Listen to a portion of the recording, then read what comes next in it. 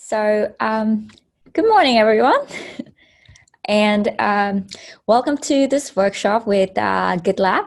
It is called the Art and Craft of DevOps. I do see we have around 67, 60, almost 69 people joined in. I'm Monmayuri. I am part of the customer success team within GitLab within APAC. I basically help develop pre-sales solutions when it comes to DevOps or MLOps for our customers. So with that, I will go into the agenda. So we're here for an hour, and in this 1 hour, we'll probably just go to a rough intro, a little bit history on the journey of DevOps, understanding the economic lens. Then we'll go through a little bit of an experiment, a real world one. The art and craft of it, which is the topic, and the revolution of it. Us as humans, how we play in this DevOps revolution, process and tools to help us enable in this revolution, and finally, GitLab and how we are in this journey with an art and craft of it. So, just to begin with, DevOps, it's everywhere. Whether it's in your app development to any technology to actually even deploying machine learning, it's everywhere. And currently, what people are more looking for and where you are going to accelerate is actually the excellence of it. And to get to that in GitLab, we feel everyone can contribute. So going back to actually where it all started. Now, Patrick Dubois, and apologies if I can't pronounce it exactly right, but anyways, he's considered the father of this terminology, DevOps. It started around 2008, mainly because of the concept of how IT or around that time was so very siloed in, and there were so many apps, specifically iOS apps that were that they wanted to go productionized, and they needed a framework to actually think about, okay, what would be a way for all humans to come together, change the whole culture of IT and collaborate together. So it's 11 years old, DevOps, and it's still growing and maturing and iterating and getting better every day.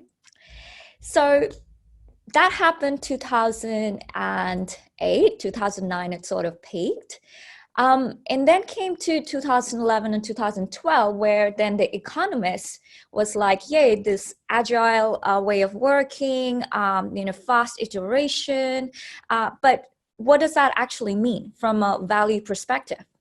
So economists, when they look into something, they look at it as demand supply.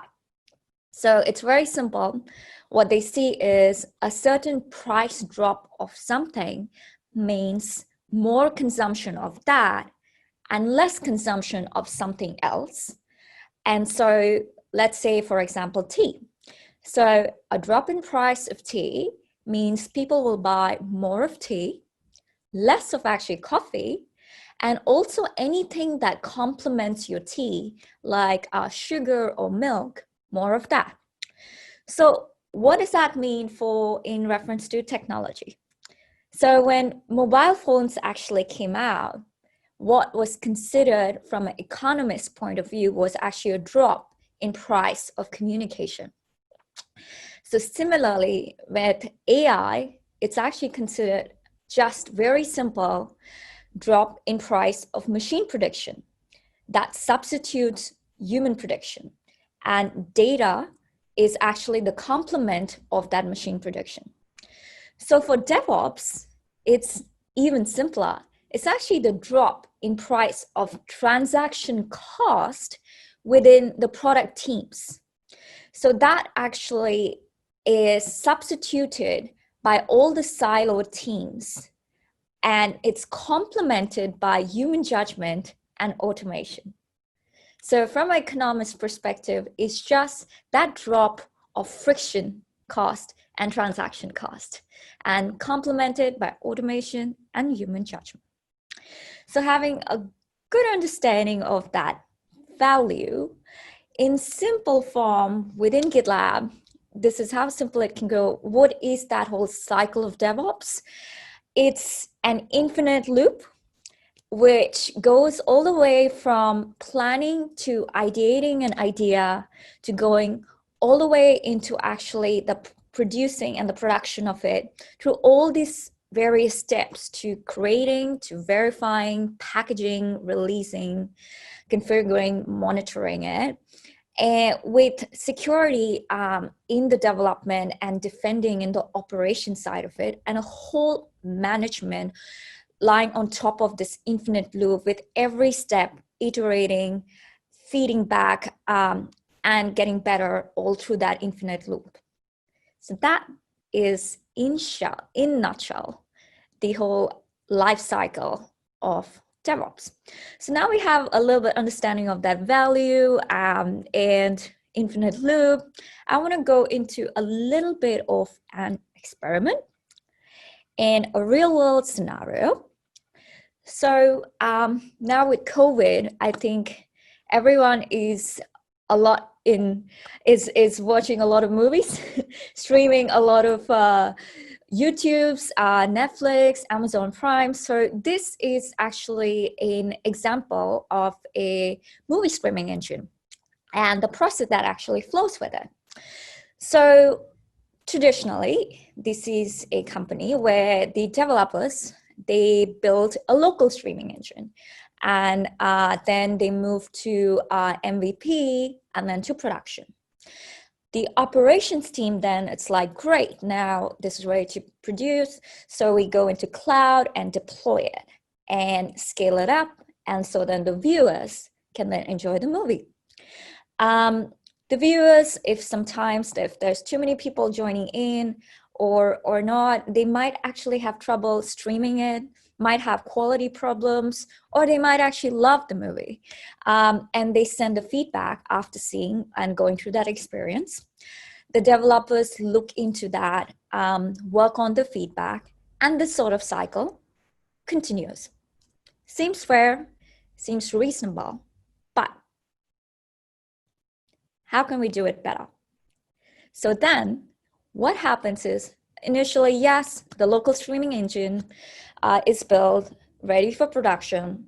The operations team goes into cloud, but then what the developers and operations team come together and do is, before the viewers actually watch it, they actually force different failure scenarios into that production environment to actually be able to test all kinds of possible scenarios before the users actually come and feedback all the sort of complaint, whether it's the quality or streaming or slow processing or whatever it is. So every possible failure injected into it, iterated, and concurrently the viewers watch it.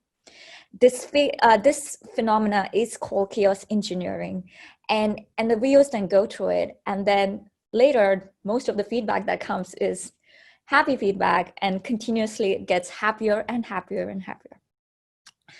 This real world example is actually a real world example of Netflix. This happened around 2012, where they actually set up building for failure, or rather failure as a service, where they injected failure through this chaos monkey tool into and disable their production instances to actually be able to survive any sort of common type of failure, which they had collected through time as well, so that the customers are not impacted. Now, how did they actually do that?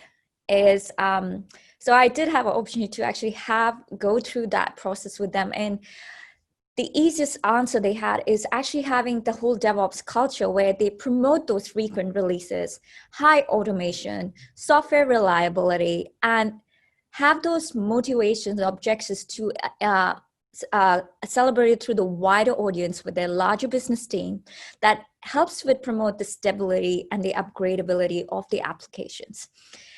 So the greater goals with actually thriving in the business and going back to the customer success is easier achieved with this faster adoption of that DevOps culture. So it goes back to actually then the topic, the art and craft of DevOps. Yes, we have tools. Everybody loves our tools.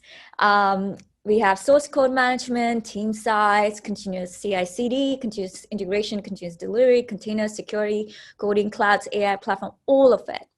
But there is a whole human aspect to DevOps, or the art of DevOps, that is being able to creatively use the existing tools, use the existing existing data to innovate the strategy, just the way as in that experiment, to look into failure as a service was actually a creative way of embracing the DevOps culture and being able to collaborate it together and make a unified decision without being siloed. So that is the art of DevOps. Now, to be able to embrace the art, there are a lot of changes that actually needs to go. And similar to actually the time we live, there is changes that goes from localization to, in a historic era, we actually live in this postmodern globalized world. So similar in DevOps, the old way of going into from siloed teams, there needs to be a cross-functional team or even one unit of building products together. Monolithics to microservices, manual test and release to automated test and release, manual configuration to infrastructure as code, team-defined toolings to tool standardization, and annual rather than annual release, more frequent, small iterative releases. So to talk about how we would actually embrace those changes, I'll talk about the first part, which is silo team to cross-functional teams. And so the humans and teams in this revolution. This is a report from McKinsey, where they actually talk about how the future with automation is going to impact the basic genuine skills in getting your task done. So obviously the physical manual skills is going to come down. Your social and emotional skills is going to get really, really high. And you're going to have so many tools. So being able to adapt and learn through it is actually going to get higher from 73 to 113. So when we look at the human skills in developers, in the next 10 years, your problem-solving skill needs to be 8 times better. Your collaboration, interdependency, the adaptive continuous learning, all around 65x. Multitasking, leadership, empathy, all of it needs to get better and better and better. Now, that's an individual. So how does a whole team or an organization get to that level to help in that revolution? So how do we go from this localized silo to this globalized, visible, transparent, iterative, collaborative teams?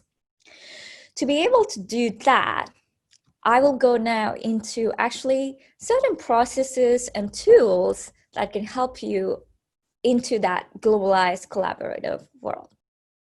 So the summary of the tools, firstly, it'll be talking about tools that can help you in collaboration, tools that can help you make fast, small changes, pipelines and automation, infrastructure and code, and general practices and how in GitLab we always improve. So change in communication experiences. First and foremost, it has to be open, it has to be inviting, and everyone collaborate together. So in GitLab, we use Slack for it, where there are certain themes and certain topics to be able to actually get right into the information. There needs to be a balance of asynchronous and synchronous, where you have to have the liberty to have asynchronous conversation, but when it comes to the customers, be able to actually act on and jump on actively. So all about the little changes, slowly as the organization, making that slow process and having the framework done before even actually starting building those software. From private to shared documents. This has been a lot of shift for a lot of people, and in many people, they still actually send documents in emails, and then there is a little bit down the lane, no track of visibility and transparency. So very small changes, having a shared document for the collaboration of meetings or agendas, and having that visibility, transparency to be able to lower the friction is also key to the DevOps culture. Now, boards. We're getting a little bit flavor of what a GitLab issue board actually looks like. They are amazing. They started off from actually Kanbans. It was a Japanese method, but they are just amazing for getting all sorts of stakeholders, team members, starting to plan a project all the way from the idea to production. And you can make it as complex and as creative and as much as needed as a team or an organization. You can have, like, say, in this board, we have open portfolio management issues and labels. You can have any sort of ways that helps you in that workflow. You can have labels where you can put as it's in development or it's in planning, as it's needed for an organization. So it gives the whole team transparency, visibility, responsibility as well, and giving the milestones and roadmaps, as well as to actually understand how you're actually performing to be is literally another step to making DevOps easier. Here we see actually within GitLab, this is actually an issue where another good example of how we've actually collaborated. So collaboration is not even internal.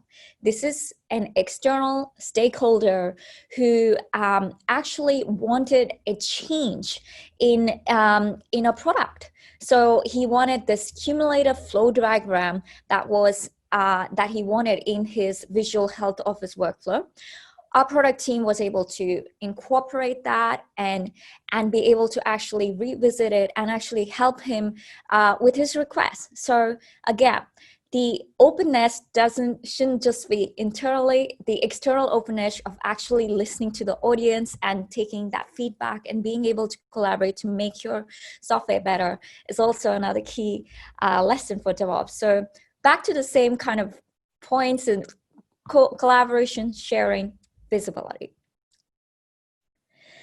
So now that we actually have a good understanding of kind of setting the idea of planning, that's kind of what we did. All the things, all the tools that we actually need to planning.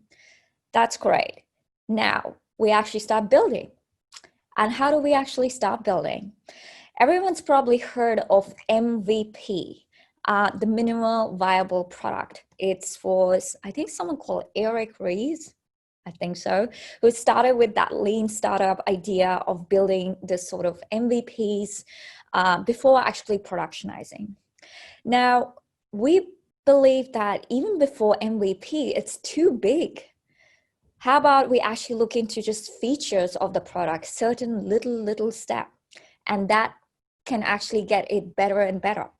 And even sometimes features are actually big. So how about MVC? So just minimal viable changes, little changes to the software to be able to unlock the velocity, take the feedback quickly and change it accordingly, and keep on building the MVCs till we get to a good feature, till we get to a good product. And that's kind of the little steps that go from planning to building to then the later stages. Now, we've done the planning part, and then we've slowly started doing the building part. Now, how do we go from that all the way to actually the production part of monitoring it? it is through various different pipelines of automation and integration. All of these boxes, from plan to create to verify to package to release to configure to monitor, all of it linked in this one pipeline, parts of all of it automated, like we see package, release, configure, monitor, automated, create, verify, and package.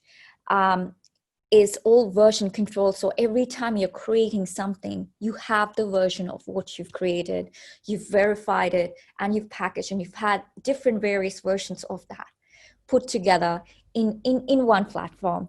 And so this pipeline becomes really, really key. Now, you might be wondering, what is a pipeline and what it actually sort of looks like? So here is an example of a pipeline where it actually goes into a build, prepare, test, post-test, post-cleaning for security. So it goes into all these different stages, very, again, small steps, small changes of different sort of scannings. So it could be security scans, container scans, or it could also be configuration and development. But this is what it sort of looks like.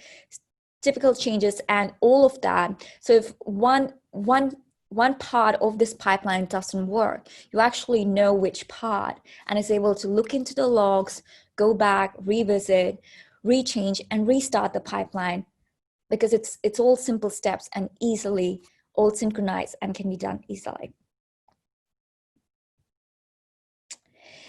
Security in that pipeline is very, very, very key.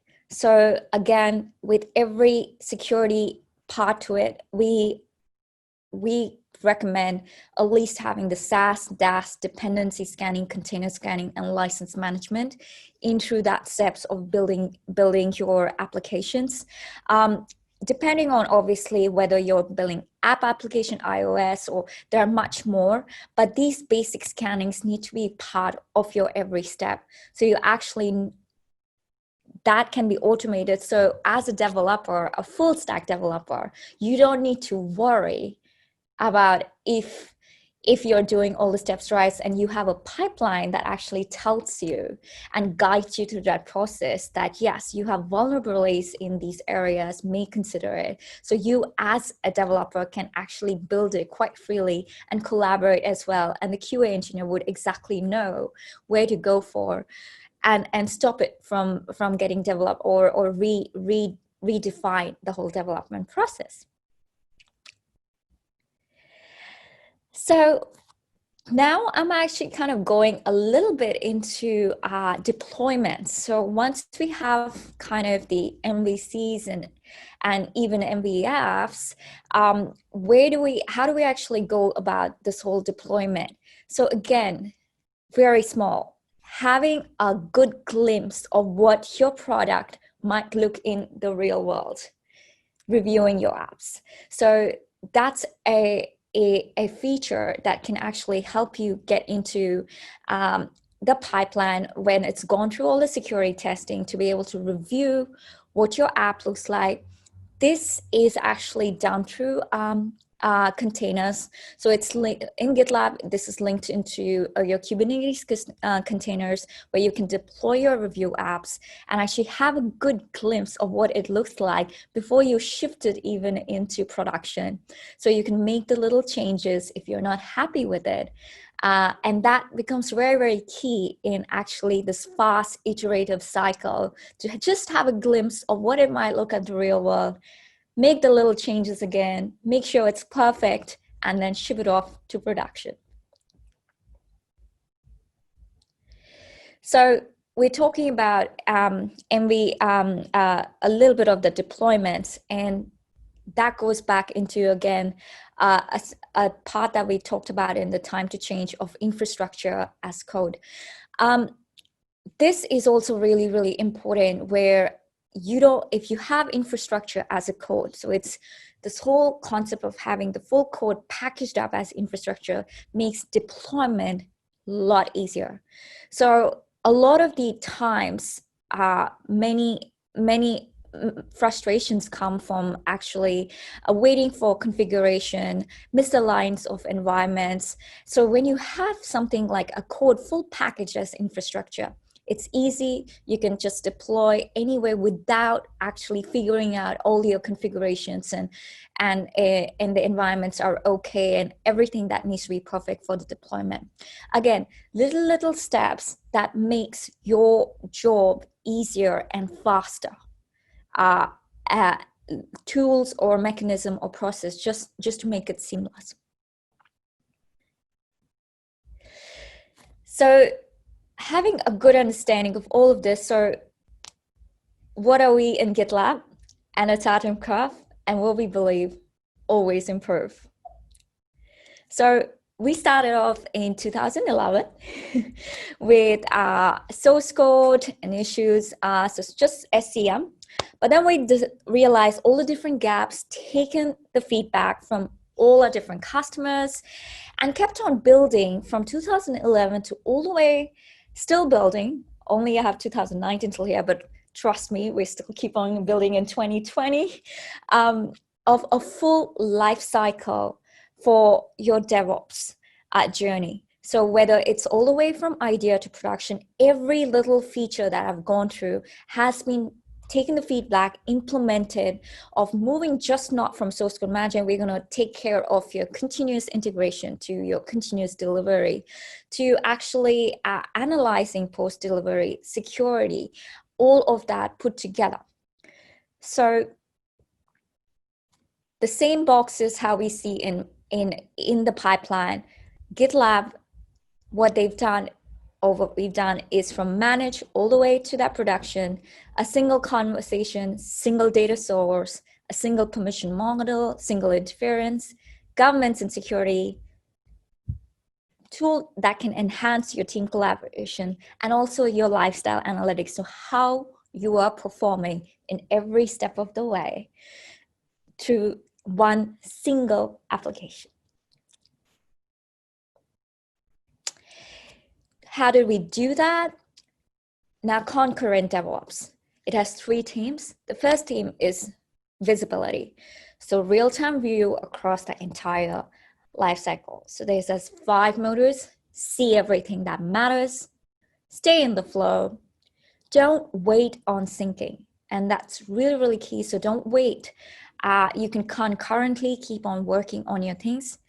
Manage projects, not tools. So make the tools as easy as possible, but focus on actually the ideation of the project and making the project better, and improve the cycle time. So just getting better and better with the whole end-to-end life cycle time, just faster and easier, unlocking the velocity. Efficient. So always start now. Work together, work with the whole team, collaborated, and no more of the handoffs. So lots of people, again, with Concurrent DevOps can work together, not waiting for the developer team to finish and then the operation team to actually work on something. People can actually come together in this one platform and just work all side by side. And another, which is a team with all ethical DevOps, is governance. So security, auditability, compliance, expedite the auditing process through every stages of the life cycle is also key. So to be able to actually know and not have DevOps as actually a black box. So you know and you're able to act with certainty how the code is deployed, eliminate all sorts of guessworks, and then have incremental rollouts. You may roll out 10%, 20% to understand the impact and reduce the change of impacts. So again, we looked into that feature of Review App, which helps you actually give you that certainty of what you're deploying. So governance is a key to all of this. So for today and tomorrow within GitLab, and this is probably not just GitLab, this is extended to, in general, the teams in DevOps, and what our customers are actually looking for based on our customer feedback. A lot of automation, The automation part, it's just going to get more and more and more integrated into this full life cycle journey. Continuous integration, so CI in the DevOps world, having all those different life cycle, which seamlessly is a part of automation, but integrating with all the different tools and technology to be able to build and package and verify is important. The delivery, similar, once you've integrated, CD comes part of the CI. Similar pipeline structures of all different various apps, integration, important. The other part is continuous feedback. So that whole concept of actually then doing into production, but aligning it back to business and figuring out the objectives of where and how you can do better, that being automated and continuous is also very key.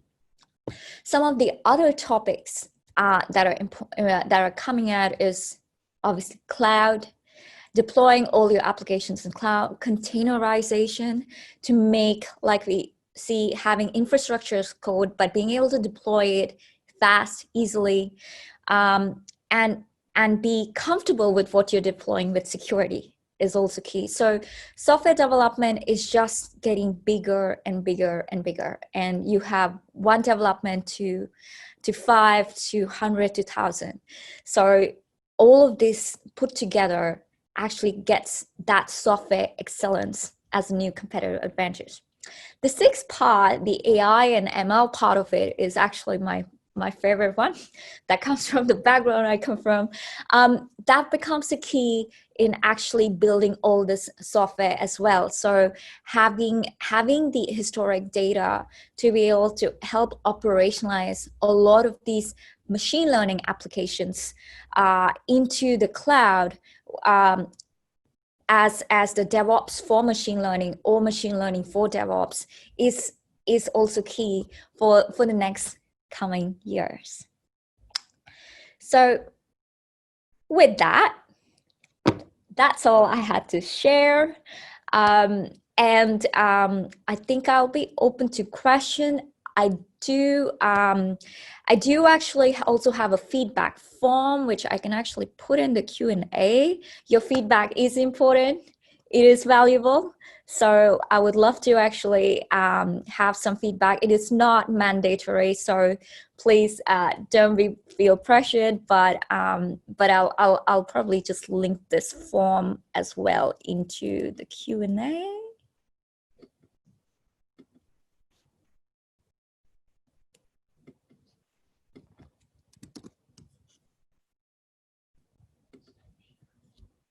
Yeah.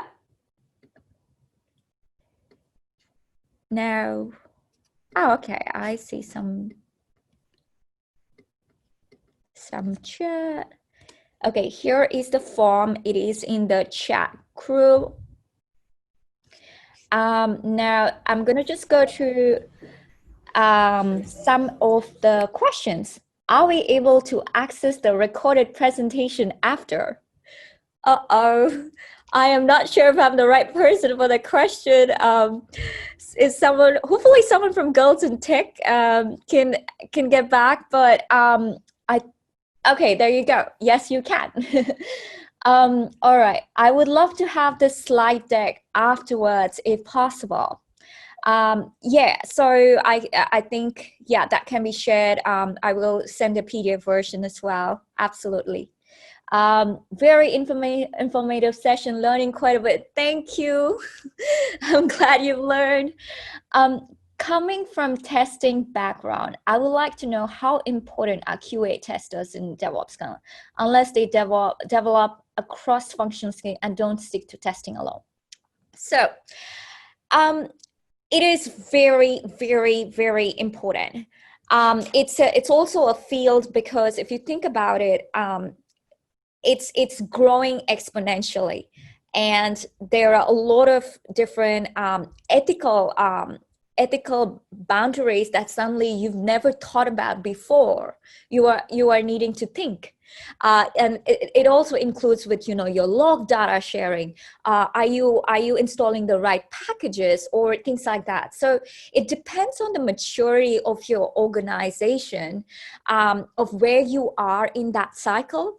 But it is actually going to emerge as a field by itself, and you will have people within the DevOps team as just focusing just on QA and testers. So that is an emerging field.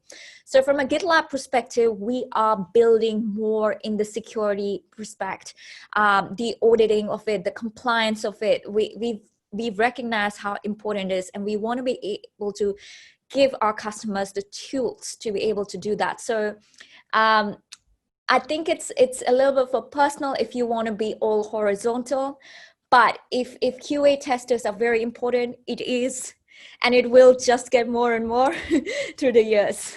I hope that answers the question. Okay, I have another one. What would you like product and US teams to keep in mind when working with DevOps or developers in general?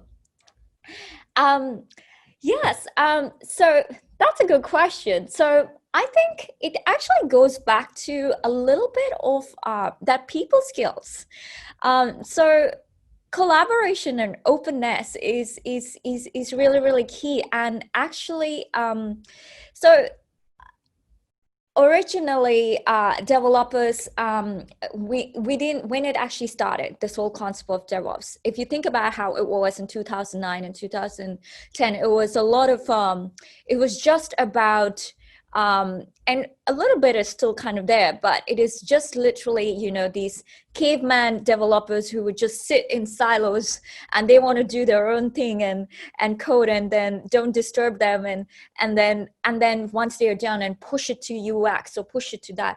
But that is sort of changing now, and it has to. So being able to both sides understand your own languages and actually having, let's say, an agile way, like that Kanban way, where both teams are working together simultaneously at the same time, is really, really important. And then being able to actually, a little bit of the UX team understand the DevOps language, and a little bit of DevOps understand UX language, and having some sort of framework tools to help you translate that language. So Kanban is a good example. But in general, putting your customer first or the business outcome first is also a good starting point to actually go back and have that conversation. So it's all about that outcome and that value, rather than I'm a DevOps and I'm a UX and we don't speak together, if that actually helps.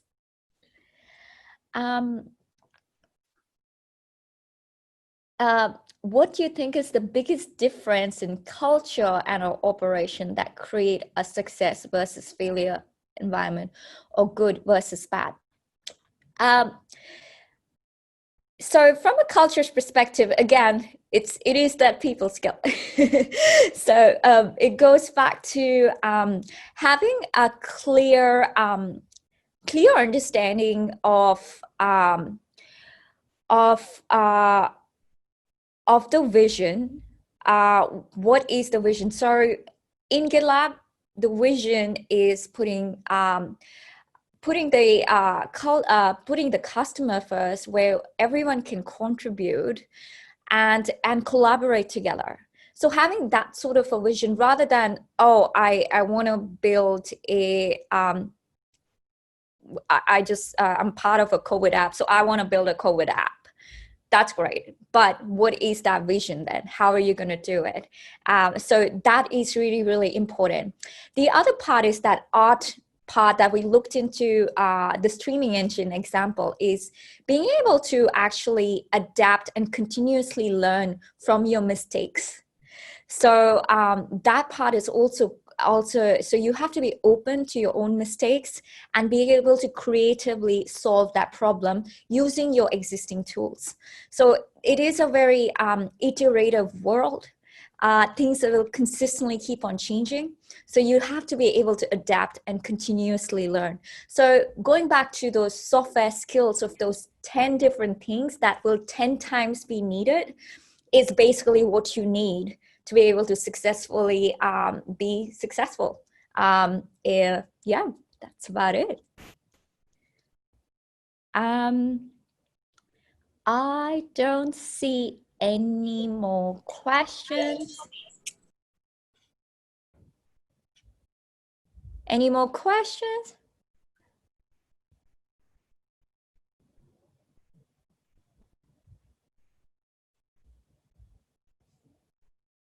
Oh, there are questions in the Q&A. Okay. There's a couple more through on chat from Jane Rubery. Jane Rubery. Like me to read it? Yeah, that would be great. How far away are we from referring to developers as DevOps engineers, where the operations side really become the norm? So it really, again, it depends a little bit on that organization. There are actually organizations which actually function with operations being the norm, or that the whole DevOps as one unit already. And so the more the DevOps culture gets reaches the full audience, the more it's going to get more integrated into it. But having said that, in the next 10 years, with all that automation and so many applications getting deployed into production, people will slowly get more and more into DevOps engineer. And within 10 years, to be honest, I actually don't know where it's going to be. We might actually have a totally new title with so much automation going on that we'll just be actually having more coffees and have a click on button, plan to production, all done. So don't know where that's going to go. But yes, I think right at this moment, there are already that shift happening. It's just going to get accelerated more and more.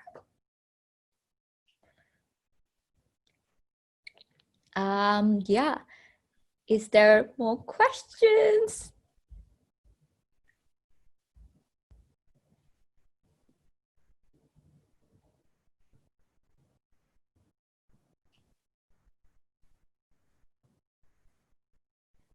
Any more questions?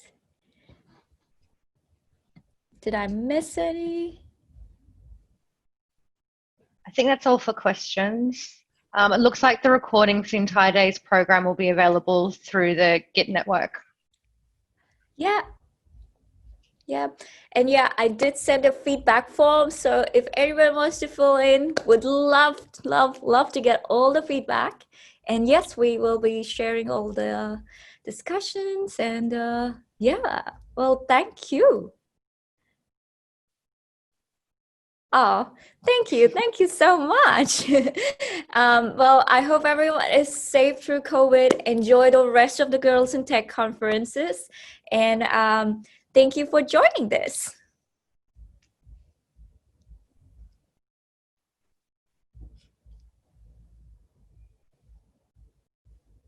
Yeah, I'm not sure actually how, I think we get cut at, okay, there are more questions in the live Q&A.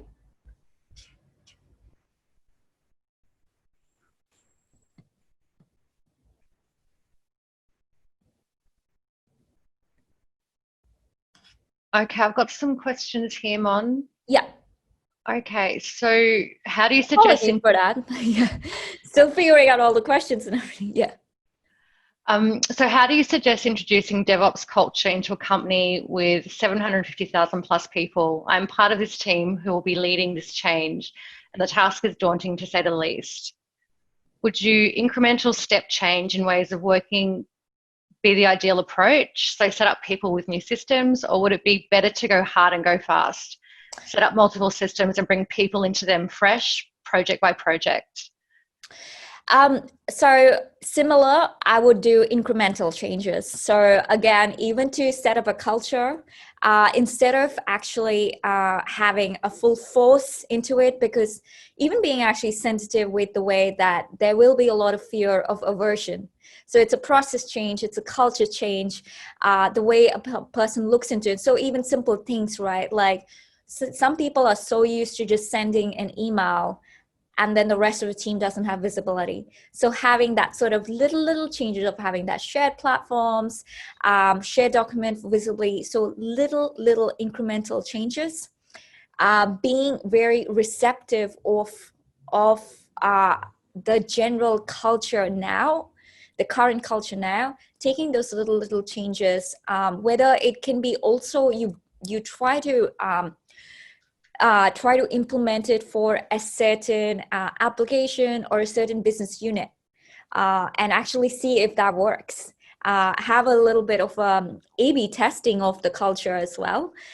Experiment it and see where it kind of goes, if it adds value, and then totally slowly then roll it out, incrementally roll it out to different teams in different times to be able to then go from MVC to MVP. Okay, we've got another question. Yeah. What would you like product and UX teams to keep in mind when working with DevOps or developers in general? Collaboration.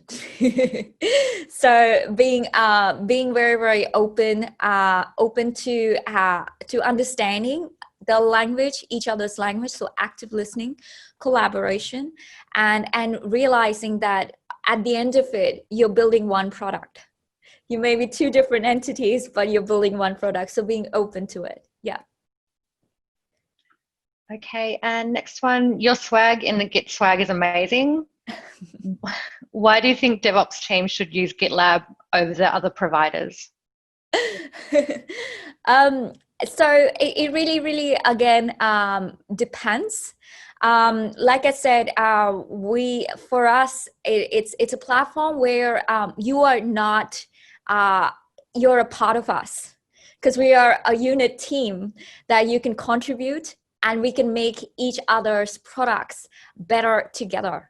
So you're not like an external customer. You're a part of us. I think we went through one example of this customer coming and they wanted a change in a product and we were able to deliver it. So yeah, so going through the DevOps maturity journey, we would be one team together as one unit. And also, this is pretty much one platform where you can actually do a full end-to-end DevOps with one tool. So there you go. So you can have more time just actually brainstorming and figuring out your software excellence, and let the tool do a lot of that automation pipelines and everything going on with it. So yeah, choose GitLab.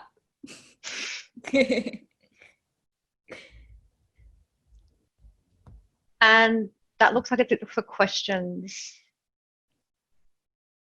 at this point.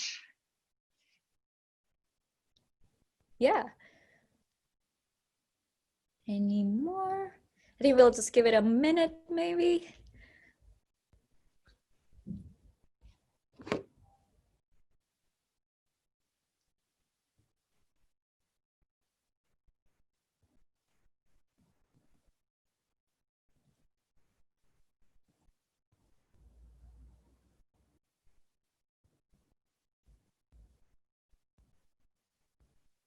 Yeah.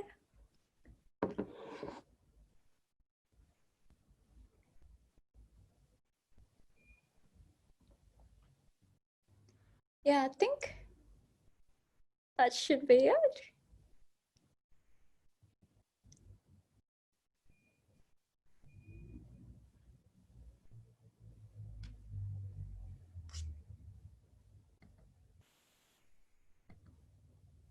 No more questions?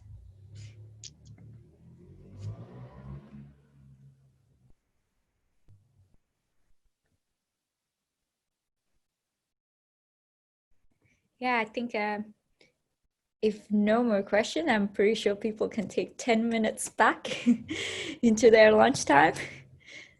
before their next session, but I'll also be here till 12:15 because I think we're automatically taken out. So I'll be here till 12:15 for any other questions. But if anyone else wants to jump out and have their lunch till the next, please feel free to do so. And thank you so much.